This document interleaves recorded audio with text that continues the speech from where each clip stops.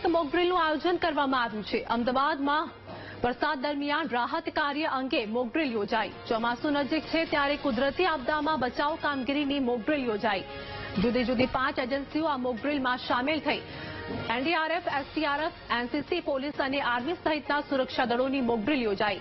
વધારે પાણી ભરાતા વિસ્તારો સુધી પહોંચવા ખાસ મશીનરીનો ઉપયોગ કરવામાં આવશે। તો પૂરની સ્થિતિનો સામનો કરવા માટે એજન્સીઓના સહયોગને મજબૂત કરવા આ મોક ડ્રીલ યોજાઈ।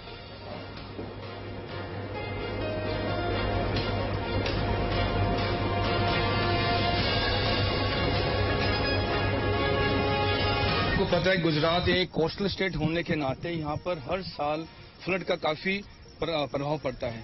उसी प्रभाव को ध्यान रखते हुए हम हर वर्ष अपने फ्लड रिलीफ जो कॉलम्स हैं उनके ड्रिल को रिफाइन करते हैं और इम्प्रूवमेंट करते हैं।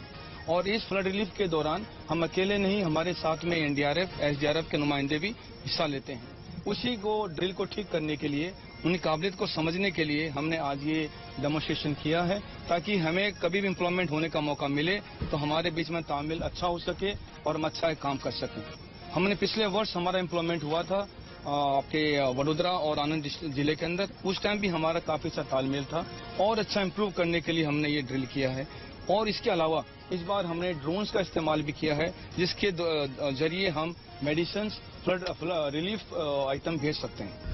કુદરતી આપદા, વાવાઝોડું અને તોફાન જેવી પરિસ્થિતિ હોય ત્યારે અનેક લોકો ફસાયા હોય છે, પાણી ભરાઈ ગયા હોય છે, ત્યારે તે લોકોને કઈ રીતે બચાવવા તે માટે ખાસ અમદાવાદ ગાંધીનગર વચ્ચે જે કરાઈ નર્મદા કેનાલ આવી છે ત્યાં લગભગ 5 જેટલી એજન્સીઓ દ્વારા રેસ્ક્યુ ઓપરેશનની મોક ડ્રીલ કરવામાં આવી રહી છે। NDRF, SDRF, Gujarat police, NCC cadet અને મેમ્બર ઓફ સિવિલ ડિફેન્સ સહિત આર્મીના સ્ટાફ દ્વારા પણ ખાસ અહીંયા અત્યારે હાલમાં મોક ડ્રીલ કરી તમામ તૈયારીઓ જે છે એ દર્શાવવામાં આવી રહી છે। ડ્રાઈવ થકી વિવિધ એજન્સીઓએ એકબીજાની કાર્યકારી પ્રક્રિયાઓ, સંશોધનો અને પ્રતિભાવ પદ્ધતિઓથી પરિચિત થશે। આ ઉપરાંત વાસ્તવિક કટોકટી દરમિયાન વધુ સારું સંકલન તમામ એજન્સીઓ વચ્ચે થઈ શકે તે બાબતની પણ આ ખાસ મોક ડ્રીલ કરવામાં આવી છે। મોક ડ્રીલની વાત કરવામાં આવે તો કુદરતી આપદા સમયે કેવી રીતે બચાવ અને રાહતની કામગીરી કરવી તે બાબતે પણ ખાસ અહીંયા એક ચોક્કસ પ્રકારની મોક ડ્રીલ કરવામાં આવી હતી। સાથે જ આ ડ્રાઈવમાં એનડીઆરએફની ટીમ દ્વારા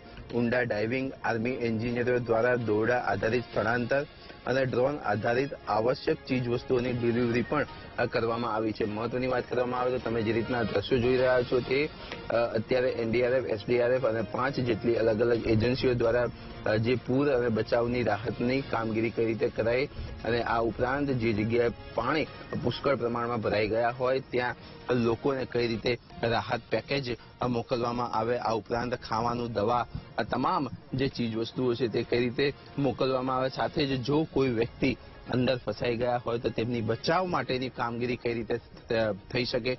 આમ 5 જેટલી એજન્સીઓના સંકલનથી તમામ જે રાહત થઈ શકે તે તમામ પ્રકારની અત્યારે મોક ડ્રીલ અહીંયા કરવામાં આવી છે। અને આગળ આવનારા સમયમાં ગુજરાત રાજ્યમાં કોઈ પણ જગ્યાએ ભારે વરસાદ અથવા તો પૂર જેવી હોનારત અથવા તો કોઈ પણ કુદરતી આપદા હોય અને આવી પરિસ્થિતિ સર્જાય ત્યારે કઈ રીતનું કામ થવું જોઈએ તેની પણ એક ખાસ મોક ડ્રીલ અમદાવાદ ગાંધીનગર વચ્ચે આવેલ નર્મદા કેનાલ જે કરાઈ ખાતેથી પસાર થાય છે ત્યાં ખાસ આ મોક ડ્રીલ કરવામાં આવી હતી।